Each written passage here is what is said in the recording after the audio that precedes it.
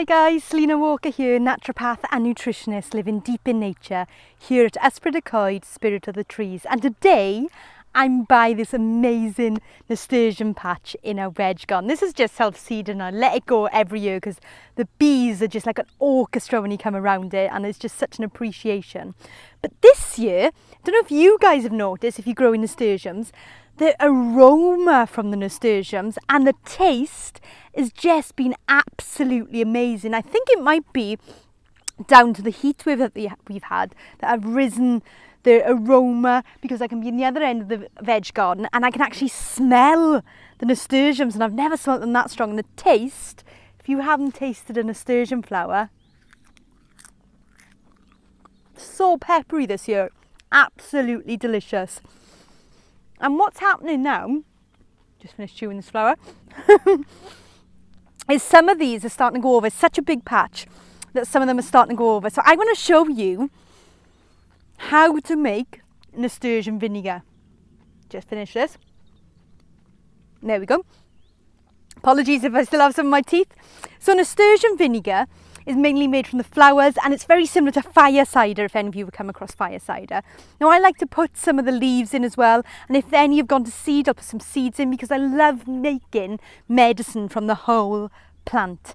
Now why do we want to use nasturtium? Well, as I said, nasturtium vinegar can create like a fire cider, but it's absolutely amazing as a tonic, particularly in the winter. That's when I would go to the nasturtium vinegar, because it's great if you've got any catarrh coming up, to just clear the catarrh out of you. It can be good to just clear the head out, and also if you've got any respiratory problems that you just need support in the breathing apparatus, just in the breath.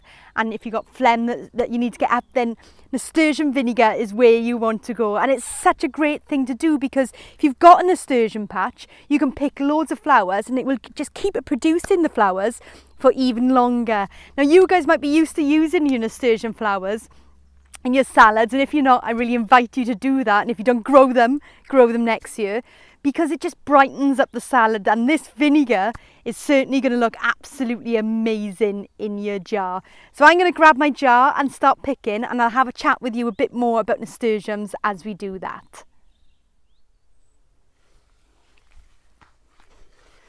So all we're simply going to do is pick the really good looking nasturtium flowers and get them in the jar.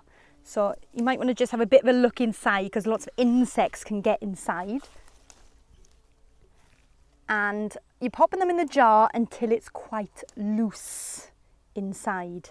What do I mean by that? Well, I don't want it too compact, because if it's too compact, then what will happen is the vinegar won't have much room to go around.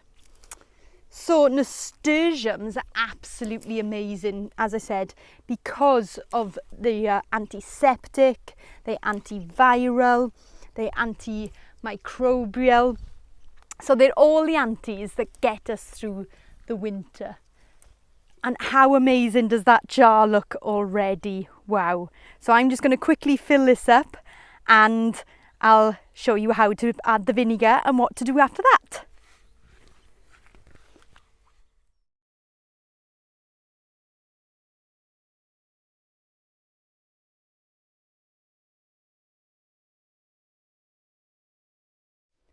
Okay then guys, we've got our nasturtiums in here and some nasturtium flowers and leaves. There's no seeds on the plant yet, so I haven't put those in. Now all I'm simply going to do is I'm going to put some vinegar in here. So I've got some raw cider vinegar made from UK apples, so that's going to go in here. So I'm just simply going to top that up.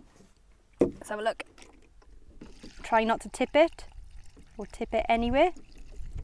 There we go, let's leave that soak in. Just use my finger there to support it. Obviously it might be easier for you guys because you'll be doing this in the kitchen. There we go. And you can see that I filled that up so everything is submerged. And that is your nasturtium vinegar. Now I would check on it for the first couple of days just to make sure there's nothing sticking at the top, like there's a tiny bit of stalk there. In fact, what I think I might do now is just top that up instantly to make sure because I can get quite a bit more in there. There we go. So,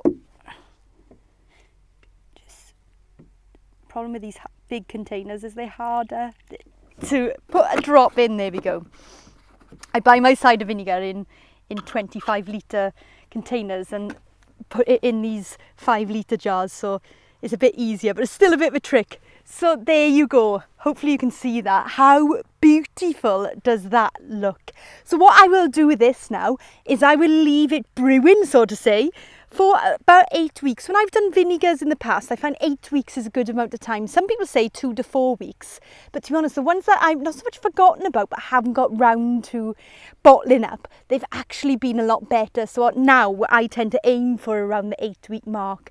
And you can take this as a tonic. So what I would do is take a tablespoon a day as a good like antiviral, or if I've got some catarrh to shift, or just as a respiratory breathing system support.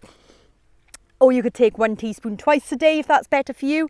Now you could put it in a little bit of water if that makes it easier for you to consume.